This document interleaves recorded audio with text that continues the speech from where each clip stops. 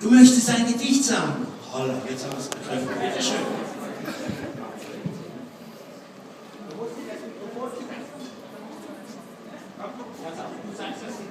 Du sagst das Gedicht und ich halte dir das Mikrofon für dich. Okay? Am Nikolausabend.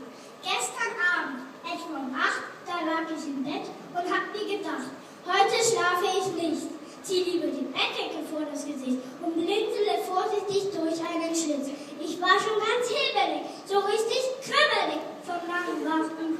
Da geht auf einmal die Türe auf und herein kommt verstohlen, auf leisen Sohlen jemand geschlichen, liegt auf den Teller drauf. Husch, husch, und schon entwichen. Alles war dunkel im Zimmer, kein bisschen Schimmer, kein Lampenschein kam herein. Ich guckte mir fast die Augen aus. War es nun wirklich der Nikolaus?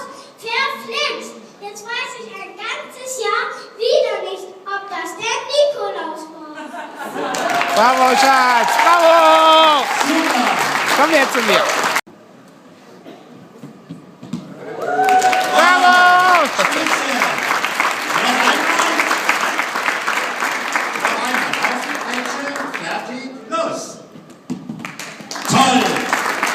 Dankeschön. So, ich danke euch beiden und ich möchte auch nochmal, bevor ich es vergesse, aber ich hatte es noch dabei, weil ich möchte auch nochmal unserem Team danken, die uns diesen wunderschönen Abend hier heute Abend das Setup gemacht haben und auch ein bisschen arbeiten.